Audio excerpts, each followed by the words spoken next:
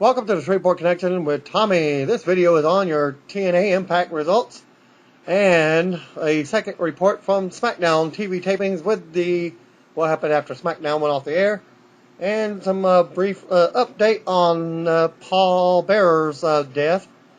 And I'm going to give you some brief news. Taryn Terrell, who's a referee in TNA for the Divas, knockouts, I should say. That is TNA, knockouts. Well, she was set on fire, and you can view the video as it was a stunt done for whatever, and you can view the 15-second video at cms.springboard.gorillanation.com.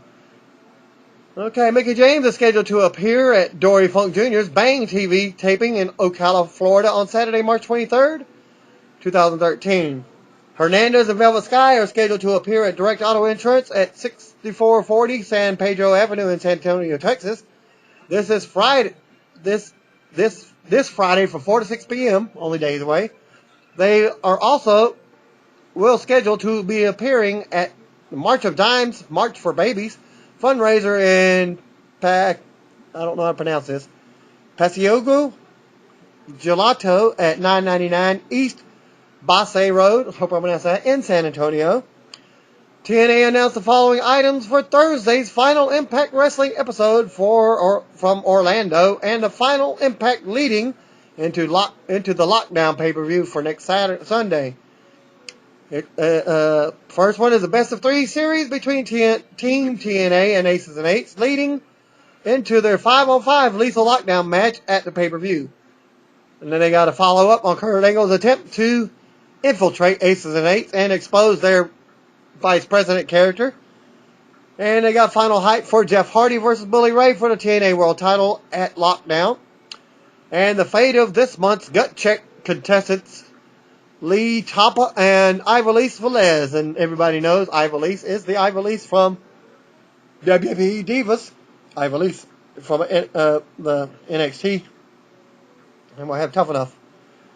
Okay, Ring of Honor has announced that Kevin Steen will defend the Ring of Honor title against Mark Briscoe at the March 30th event in Asheville, North Carolina. The winner of the match will defend the Ring of Honor title against Jay Briscoe at the Supercard of Honor event on April 5th on iPay-per-view. For more details, visit ROHWrestling.com. World Series of Fighting event takes place on March 23rd in Atlantic City, New Jersey, and will be broadcast live on NBC Sports Network. So, those can be seen, some more live fighting. And the co-main event features Andre Arlovsky versus Anthony Johnson and Tyson Nam versus Marlon Moraes. The rest of the TV card features Josh Berkman versus Aaron Simpson, Paulo Filho versus David Branch, and Jay-Z Cavalcante versus Justin Gaethje. Hope I pronounced that name right. Gaethje. And that's the reporter from ProWrestling.net has misspelled his name. For more info on that event and the undercard, visit WSOF.com. Metro Pro Wrestling will be taping TV as well on Saturday in Kansas City, Kansas, at Turner Recreation Center with the following advertised matches: ACH versus Dan Walsh, Mike Seidel, Evan Bourne's brother, versus Sojo Bravo, The Commission versus Cobra Kai Dojo. Is it Cobra Kai Dojo from Karate Kid movie? Let's see how well they go. Miss Natural versus Angelus Lane, and Tyler Cook versus Jimmy Rockwell. For ticket info, visit metrowrestling.com/store. TNA wrestler Mr. Anderson turned 37 years old today, March the 6th, 1976. Former WWE wrestler Sean Morley, a.k.a. Val Venus Penis, he turned 42 years old. He was born March 6, 1971. Follow Morley, who is never shy about sharing his political views, at twitter.com/ValVenusENT. Former WCW wrestler David Flair turned 34 years old. He was born March 6, 1979. David returned to the ring to team with his younger brother Reed in his debut match against the Nasty Boys. Father Ric Flair was also in their corner, and Hulk Hogan served as a referee for their match, which took place December 6, 2008. Retired pro wrestler Killer Khan, a.k.a. Masashi Ozawa, turned 66 years old today. He was born March 6, 1947. And there are no pro wrestling shows listed on ESPN Classic for this week. Former WWE star Snitsky will star in a 35mm Pictures film adaptation of Bill Bean's Dark Force book. And Snitsky will play the role of The Undertaker, which is actually a composite of 3 evil forces in the book. And you can find out more info at www.35mmpictures.com/productions.php. And here's the story in Dark Force is supposedly based on true events along the same line as the Amityville horror story. Or to the story notwithstanding, Snitsky can play an intense, evil character fairly convincingly, just on looks alone. So I understand the choice. Other news, this is the news on Paul Bearer. There's actually two news. One from Cowboy Bob Kelly, president of the Cauliflower Hour Club, told TMZ that the late Paul Bearer entered a hospital just 3 days before his death for respiratory issues. So that was the report from Ringside News as well, and was subsequently treated for a blood clot. You can see the TMZ story at tmz.com/2013/3/ tmz.com/2013/03/03/Paul-Bearer-dead-blood-clot. Okay, please don't go telling people Bearer died of a blood clot, because that is not what is being reported here. It only was stated that he was treated for one. The clot may ultimately be the cause, but is not known as of yet. It's only speculation at the present time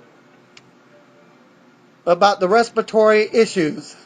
Bearer hasn't actually been in the picture of health, and the perfect picture of health the past few years. As JR pointed out, his health has declined quicker since the passing of his wife. That's not uncommon for people who have been together for a long time.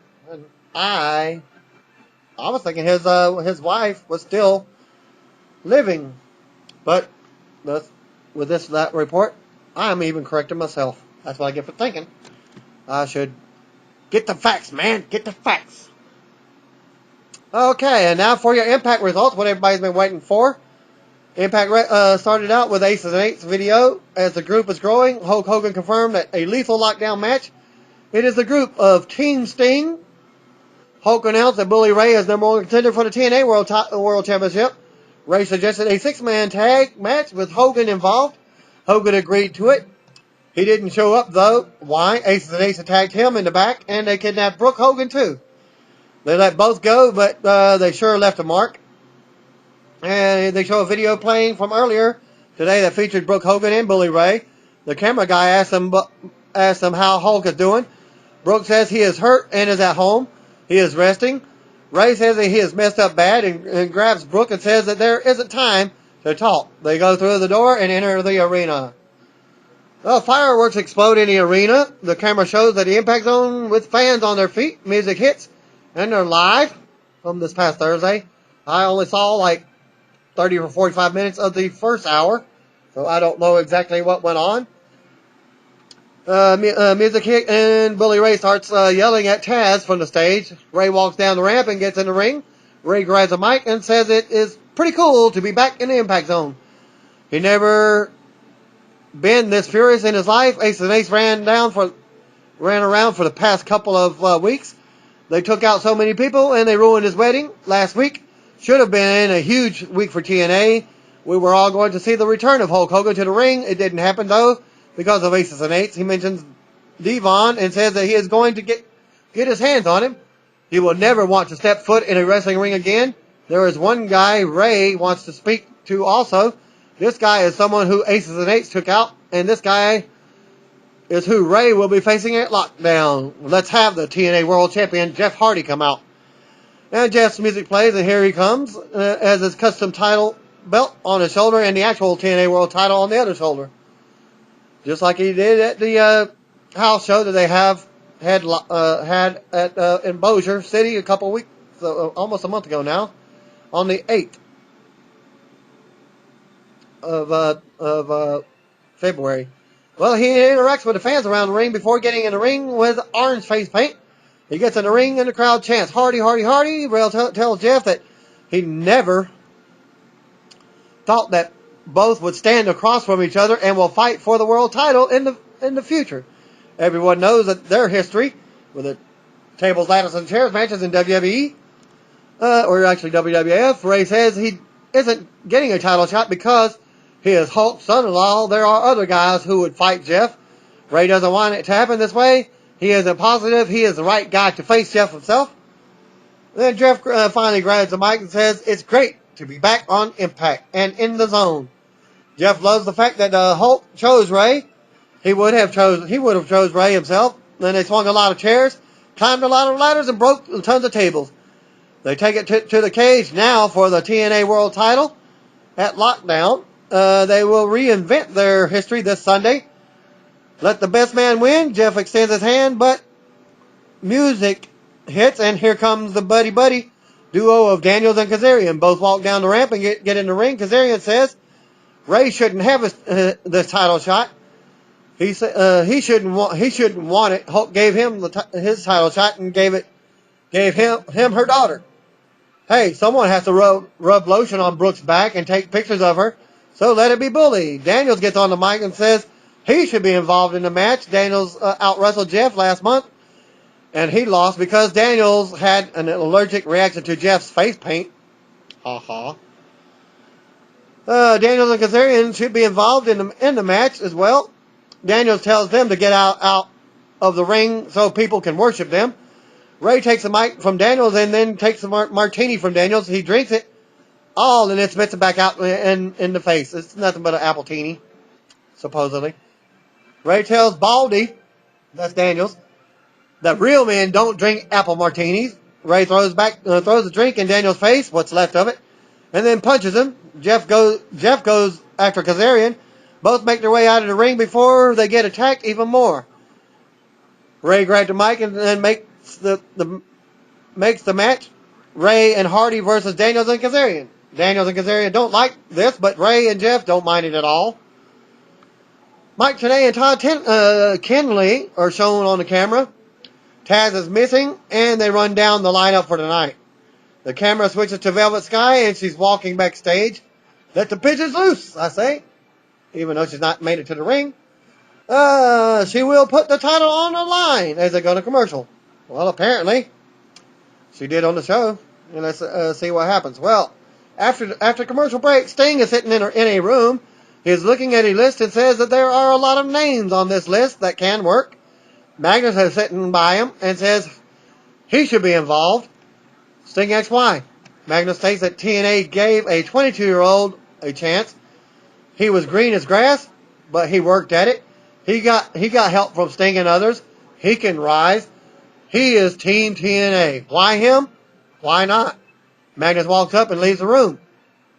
Okay, well, Gail Kim joins Mike today on commentary with Todd Kenley at the announcer's table. Christy Hemme is shown in the ring, and she introduces the first match. Tara comes out on stage, and Jesse is at her side. He picks her up, and they show off their arm muscles. He lets her down, and then they walk down the ramp. As they do, footage from last Thursday's plays showing that amazing knockout match where Velvet Sky won the title. Velvet Sky comes out now, and she holds the Knockouts title in her hand. And she comes to the ring. Footage plays showing her winning the title. So we get Tara versus Velvet Sky for the Knockout title. Tara goes right after Sky. She puts her in the corner and does a multiple shoulder hits into the gut of Sky. She throws her across the ring with her hair, and Tara covers. Sky kicks out. Tara covers again, but Sky kicks out again. Tara with Sky in the corner again. Tara runs to her But Sky kicks Tara in the face. Sky comes back out of the corner and takes Tara down. She clotheslines Tara a couple of times and then whips her into the ropes. Sky does a Hurricane Rana, then sets up, then gets up, and Jessie grabs Sky's foot. It distracts her as Tara comes back at her, allowing her to get some offense, but Velvet's fought back. She knocked Tara down and she covers. Jessie pulls the leg of Sky. Tarantel sees this and tosses Jessie out. As she does, Tara gets up and kicks Sky in the back. Tara tries to keep the offense, but Sky comes back and hits the in-your-face. I think it's the implant buster that Awesome Kong used to use, the X Factor, and Sky wins and retains her title. Doesn't say how long the match was, but that's basically it. Austin Aries backstage on the phone with Bobby Roode. He is asking Bobby where he is and that they have a photo shoot. Roode is stuck. Austin tells him to get there. Roode starts to talk about the three-way match. Austin doesn't care about the match and could beat them all by himself. Just then, Chavo Guerrero and Hernandez come into the shot. Austin hangs up the phone and turns to them. Since Austin can beat anyone by himself, he should get ready for his match tonight. Austin doesn't have a match and then doesn't care about matches. Chavo tells him to stop worrying about his photo shoot and get ready for his match with him. Well, actually, it's not him. It's against Hernandez. They walk away and Austin tells Chavo that he is a liar. As a cut into commercial. And back from the commercial, Kenny King is shown walking backstage. The camera guy asks him where he's going to from here. Kenny says he is the X Division. He will go to the champion, Rob Van Dam. The video fast forwards to him confronting RVD. He tells RVD that they need to talk. They know Kenny is better. He wants a shot for the title. RVD asks how many shots does he need. RVD tells him that he will give it to him. But if King loses, he will be out of the division. And with that being known, the contract for RVD has expired.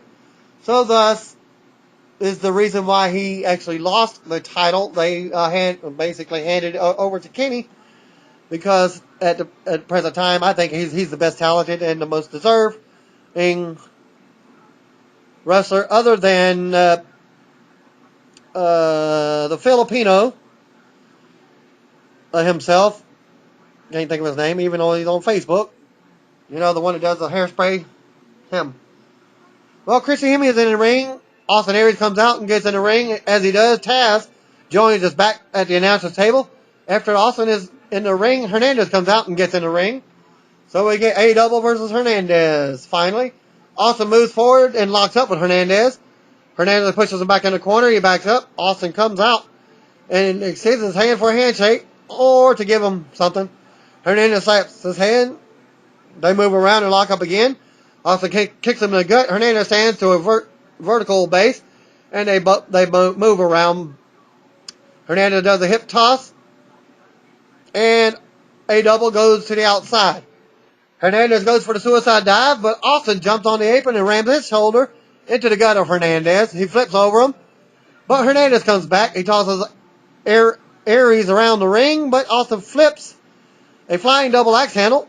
He brings Hernandez back in the ring. Austin does a snapmare and then climbs to the corner. He does a shoulder block. He lifts Austin up and hits a military press.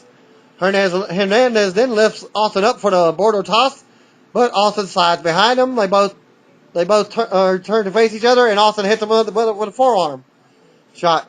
Hernandez backs up. Austin runs to him, but Hernandez does the battering ram. Austin goes sailing out of the ring. Austin grabs the TNA title and walks up the ramp. Hernandez exits and drags him back and rolls him in the ring, but Aries holds on to the belt, and the referee takes it out of his hands and brings it back up to the outside of the ring. Austin nails Hernandez with a padded forearm. Hernandez goes down and is out. There could be a chain in there.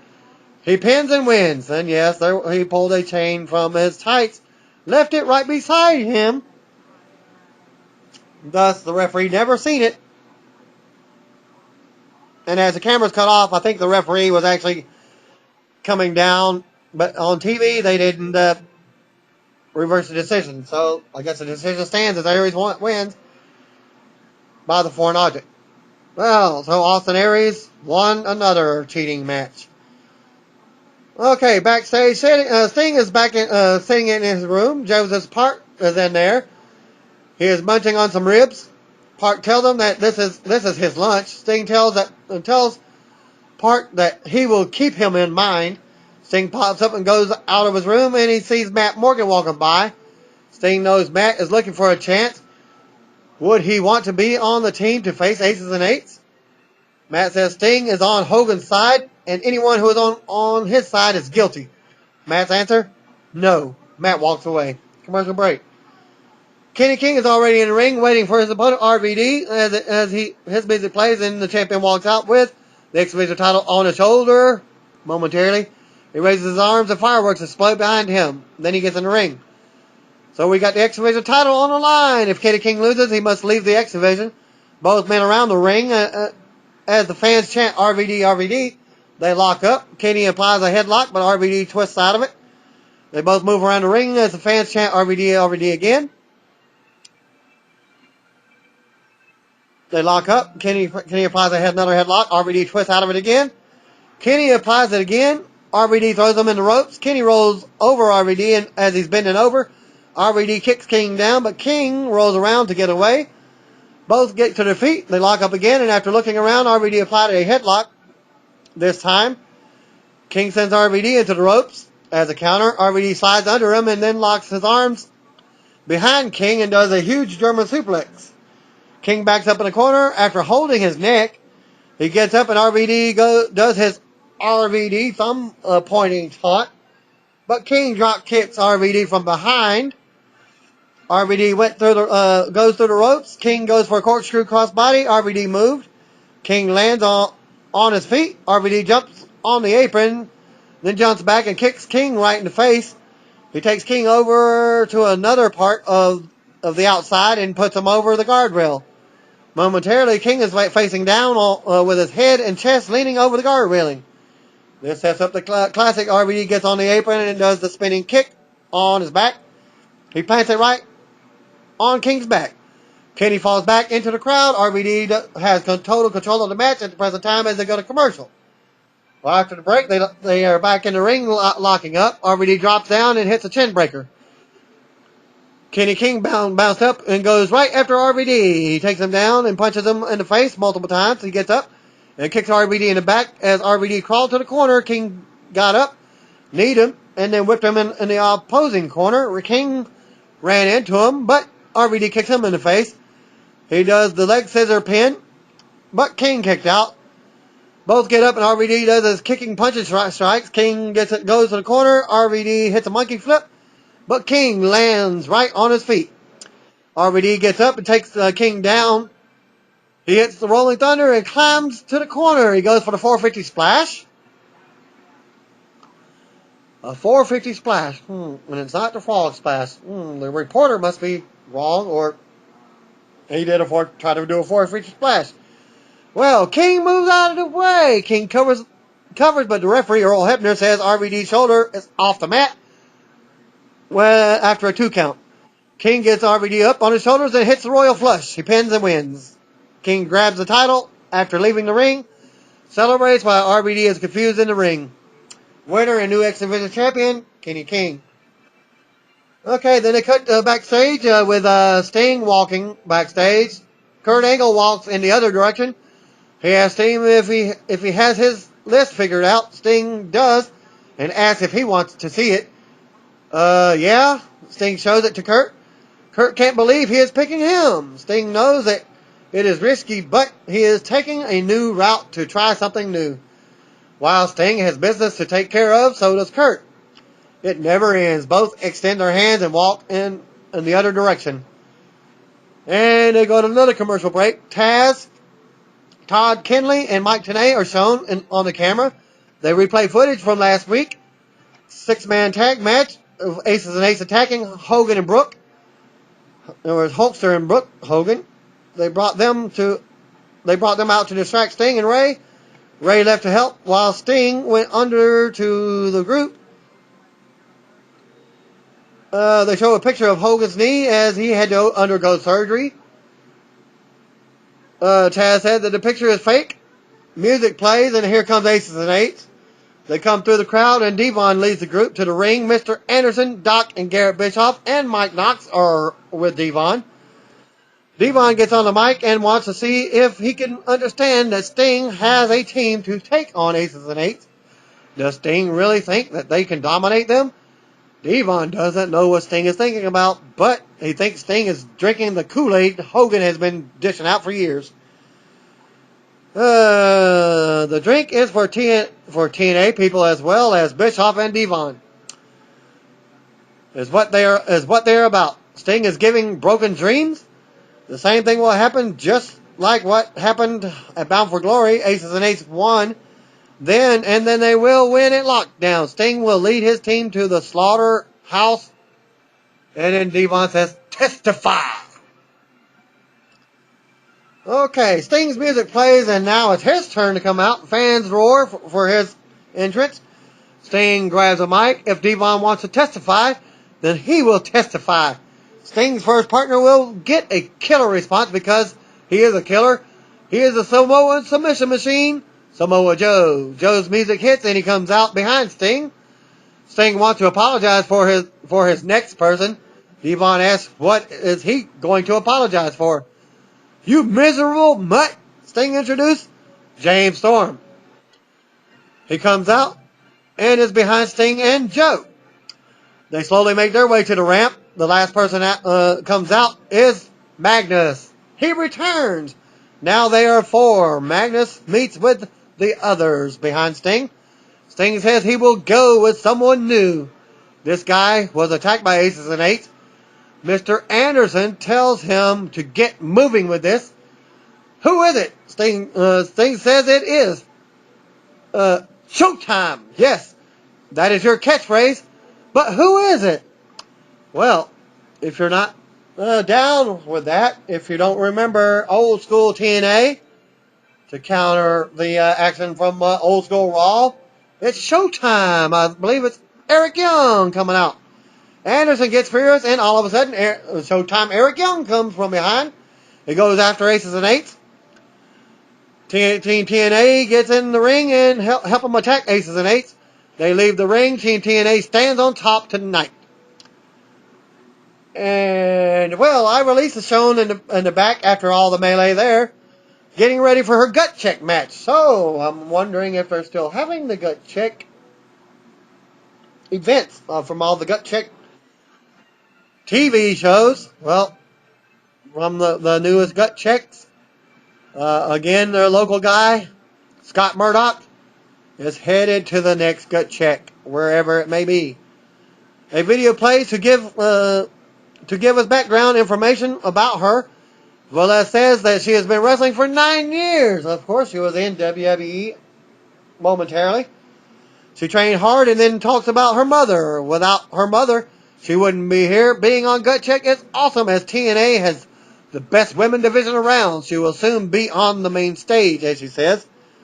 And they cut through commercial. After they come back, footage plays for the segment that just occurred between Aces and Eights and Team TNA. As it ends, Aces and Eights come through the doorway to the parking lot. They are yelling. They are furious. As they walk away, Kurt Angle is shown behind them. He turns to the camera and says, "Let's go." I'm wondering what that's about.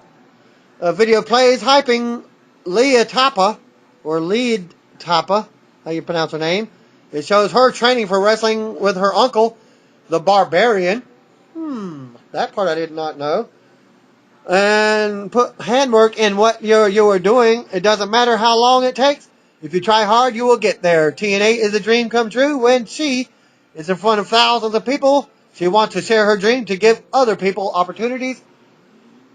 And Jeremy Borash is in the ring. He introduces Ivelisse first. Then she comes out on stage. She screams to get the crowd involved. So she's playing a face character to me. She walks down and gets on the ramp. And her opponent comes out. Lead Tapa comes out. She makes her way to the ring. She screams after getting in the ring. So we get the Gut Check Challenge, and they are facing each other for their debut. Both move close to each other to lock up, but Tapa, T-A-P-A, moves back. Ivelisse goes right to Tapa to hit her in the face. Tapa comes back and she grabs the throat of Ivelisse. She lifts her up and then tosses her down. Velez goes up and goes right back to Tapa. She applied a front choke hold. Tapa fights her off. Velez got up, goes for a rear naked choke.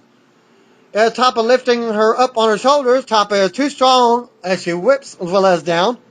She gets up and Velez goes into the ropes. Tapa knocks her right down. Ivelisse holds the back of her head. Tapa gets her up. Velez fights back with punches in the gut. Tapa does a huge headbutt. There goes Ivelisse. She slowly gets up. Tapa puts Velez in the corner. Tapa runs to her, but Tapa does a huge headbutt. There goes Velez. She slowly gets up again. Tapa put her in the corner. Tapa runs to her, but Velez kicks her in the face for a counter. And she backs out to the apron, jumps over, and hits a DDT. Both get up, and Velez fights back with clotheslines. That doesn't work. She does a hurricanrana. Both get up, and Tapa is too strong. She picks Velez up and hits a Samoan drop. She covers, but Velez kicks out. Tapa talks to Terrell, but Ivelisse applies the front choke hold. Tapa tries to come out of it, but she can't, and tapped out. So, wow, Ivelisse won the match, released it legally, and got up and celebrated her huge win. Welcome to TNA, Ivelisse. I would say I didn't get to see none of that match because my internet went out and I was still unable to watch the rest of the show. Well, after that, Jeff Hardy is in the locker room backstage getting ready for his match. A-Double comes into the camera shot. He tells them to do some squats and really get into them. Austin says that they may have a difference, but Aries is rooting for Hardy in his match at Lockdown. Ray is the golden child now. Jeff was the golden child while they face. He wants to see him pull off a victory. A-Double leaves and Hardy watches him as he walks away because he doesn't trust him. I wouldn't either. Heel character. Okay, commercial break. Camera shows when they come back in the Impact Zone. Shows the Impact Zone. Fans are on their feet. Video plays showing AJ Styles' wife. She met him in 1995. He was aggressive and most people were scared of him when he wrestled in high school. A friend of his talks about AJ, and then his wife mentions Claire Lynch. AJ never said anything about it. Is he doing drugs or drinking? He was changing. His friend knows him for 30 years. He says that he should be with his family. They come first. You can hear noise, and it's AJ. He comes in with messy hair and a rough facial hair. He says they don't get it. He turns around and gets on his motorcycle and zooms away. Wonder if it's a new character or whatever. And that was the end of that segment. Then they show a video playing of Robbie E and Robbie T. And Mr. T shows off his dance skills. He is the real bro. He is in the past couple of weeks, he can't take Mr. E anymore. Robbie T ducks to let Rockstar Spud hit Robbie E last week. Robbie E slapped Mr. T, and that angered the giant. Mr. E ran away. Robbie E is back in the ring with a mic now. He says sometimes you have to admit when there is a bigger bro and a better bro. So Rob Terry, you can come down. Mr. T walks down the ramp. That's Rob Terry. Mr. E, Robbie E, opens the velvet rope for him to come into the ring. Mr. E goes into the ring and waits for Mr. T. Both are in the ring finally, and Robbie says this has got out of hand. Slapping him in the face was to show him how much he means to him. Robbie E won't be jealous anymore. Robbie E wants to tell Robbie T that he is a better bro. For old time's sakes, how about a bro off? People want to see him be a bro. Robbie E will start it off. What do you say? Robbie E extends his fist. I guess he's doing the fist pop. Robbie T punches him. Robbie E tells him to hit the music. Robbie E does his dance moves. He climbs a fake ladder. He hits hits his foot and jumps up and down. Robbie stops and tells Mr. T that he got him to smile. Robbie T is the bro-off champion. Robbie E says Robbie T deserves the spotlight. Mr. E will leave the ring. Give us what we want, Robbie T. Robbie T takes off his sweater and music hits. He builds up his arm and starts fist pumping himself. As he does, Robbie E comes in with a poster. Robbie T turns around and Mr. E smacks him in the face with it. Sucker punch. Mr. T goes down on his knees and Robbie E fist pumps. While Robbie T is back up and behind him, Robbie E turns around and sees him. And he is scared of his life and runs away. They aren't bros anymore. And that was the end of that segment, as the internet report states. And Bully Ray is backstage lifting weights. Different. A-Double walks up to him. He tells him how to lift weights properly. A-Double says he is rooting for Ray in his match at Lockdown, just similar to Jeff Hardy from earlier. Ray tells him that he doesn't bother him. He asks if Austin likes that tag title. Austin says it is nice. Ray knows that he has held it. He is going for the world title now. Nothing will try to affect him. He tells Aries to get out of his face. Aries does, and then tells Ray to say hi to Brooke for him. And commercial break. Well, the tag team name of Bad Influence, which is none other than Daniels and Kazarian, dance down the ramp and get in the ring. Bully Ray follows. He yells at Taz from the stage and then runs into the ring. Jeff Hardy comes out with both of the titles to get in the ring. Bad Influence versus Bully Ray and Jeff Hardy was up next. Bully Ray and Daniel start things off. Bully is put in a corner but quickly changes it and slaps the chest of Daniels twice. Kazarian enters, but Ray does a back body drop. Daniels comes back and knocks Ray off of his feet. He tags Kazarian. He enters and they do a double suplex. They do the gangman style dance and Ray gets up and knocks both of them down. He does the dance off of his own. Ray is on a roll and sends both men out of the ring as they cut to commercial. Well, back from the commercial, then we have Bad Influence still on the receiving end of a beatdown from Hardy and Bubba. Bully Ray. Hardy springboards off of Bubba to hit Poetry in Motion. Then Hardy whips Bubba into splashes on both men in the corner. Daniels and Kazarian do something I don't quite catch while. Well, this was from the reporter while he was typing the last sentence. To turn the tide, Daniels hits a clothesline and Kazarian hits a springboard leg drop on Hardy for a 2 count.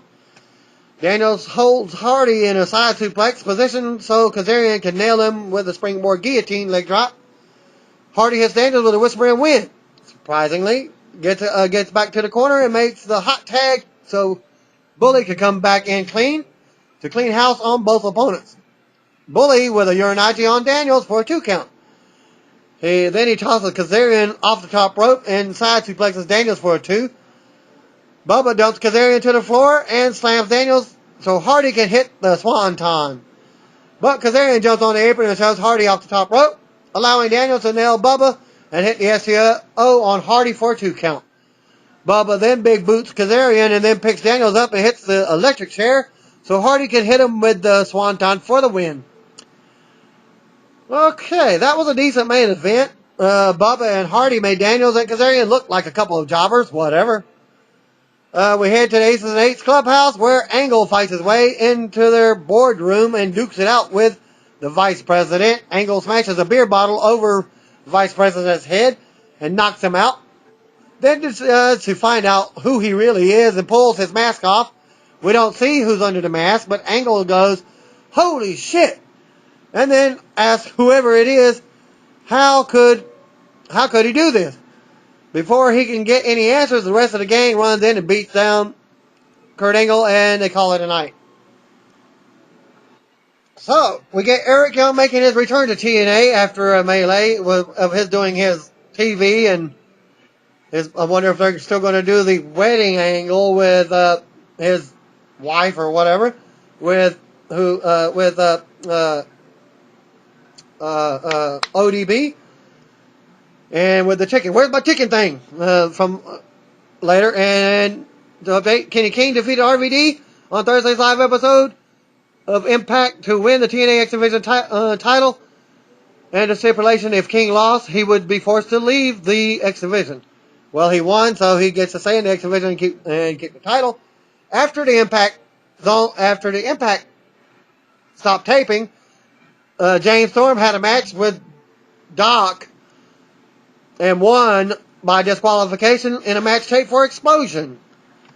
So you look for online for Explosion on TNA Wrestling or whatever it's called. Online TNA Wrestling, look it up. As Doc was disqualified for using a hammer from under the ring when Doc shoved the referee, Storm hit the last call and celebrated with Beer Bash. Let's see if I have time remaining. Yes, I'm going to give it a try. Okay, what happened on the SmackDown taping from a second report from Albany, New York, report by Rocco Heitzman.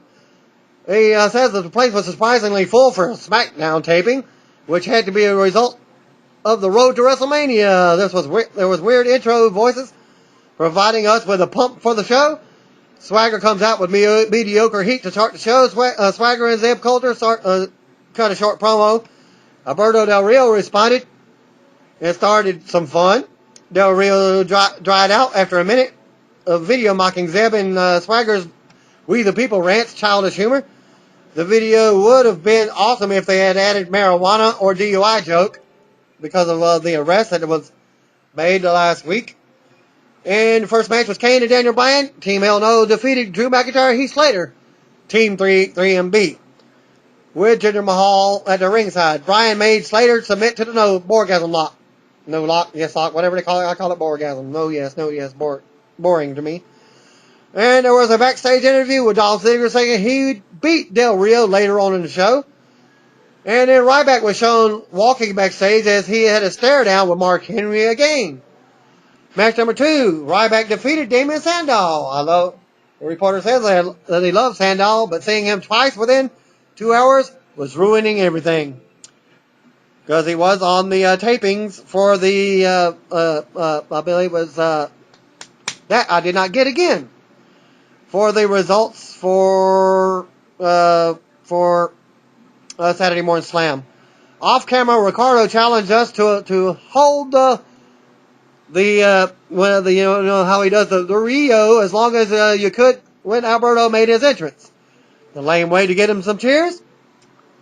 Well, you ought to see him on Facebook. He's hilarious, posting pictures of his whatever he does. And of his dog, hilarious pictures. That keeps us entertaining. Well, Big Show was interviewed and said that the Shield would respond next. But instead, they went to the next match. Match number 3, Alberto Del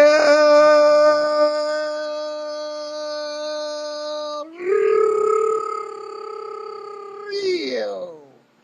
That's my impersonation. Not long as I could have done it if I was actually prepared to do it. With Ricardo Rodriguez, and he beat Dolph Ziggler with AJ and Big E Langston. Even after Ricardo challenged, Del Rio still got a quiet pop, and there was a Fandango promo.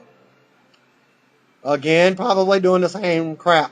Fandango. Pronounced Fandango. Either way you say it. Daniel Bryan and AJ had a backstage segment, and that resulted in Bryan saying that she should be used to 18 seconds because she dates Ziggler. A nice anti-PG joke. And we get Mark Henry squashing Yoshitatsu in the next match. The match literally lasted 45 seconds. Another Bad Sheamus promo for the kids was up next. He called Big Show Shrek and said he clogs toilets. Wait to see how it happens on SmackDown. Live taped on TV. Match number 5. Tamina beat Caitlyn in a non-title match. Thus setting up another WrestleMania match for a diva. Or for the WWE next pay-per-view match. I think Yoshi got more of a pop than both of them combined.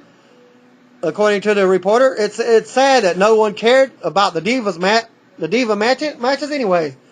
Caitlyn took a nasty head dive into the ropes, which looked awful. The match was over within 2 minutes, with Tamina winning and no one caring. And from the other report, she won with her classic frog splash, her Superfly splash. Backstage segment with Rhodes Scholars, Cody Rhodes and Damian Sandow was shown. Cody has a crush on Caitlyn now. How cute. Justin Gabriel made his entrance and reminding everybody that he just got engaged. No, he's not gay, as I and other people were thinking. So he got engaged. Congratulations, Justin Gabriel. Not to another wrestler, from what I'm understanding. Fandango does like Jillian's intro. Lillian. Poor Lillian. No one cared about Johnny Curtis. Backstage, there was a pointless Teddy Long and Booker T segment.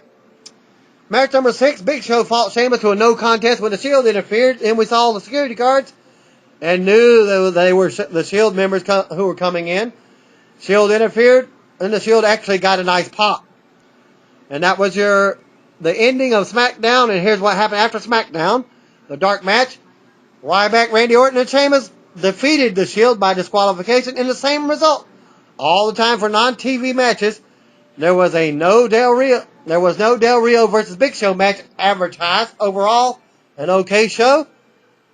SmackDown was only an hour and a half from 8:30 to 10 o'clock for their TV taping, so they can do the other scheduled events for the other 30 minutes of non-televised and no action inside the ring. And that will end my video for this week for TNA and also SmackDown. Thanks for viewing, and peace out. God bless. Keep me in your prayers as I go through personal issues tomorrow with court. Well, actually not court, but with the police and family matters. Thanks again, and peace out. God bless.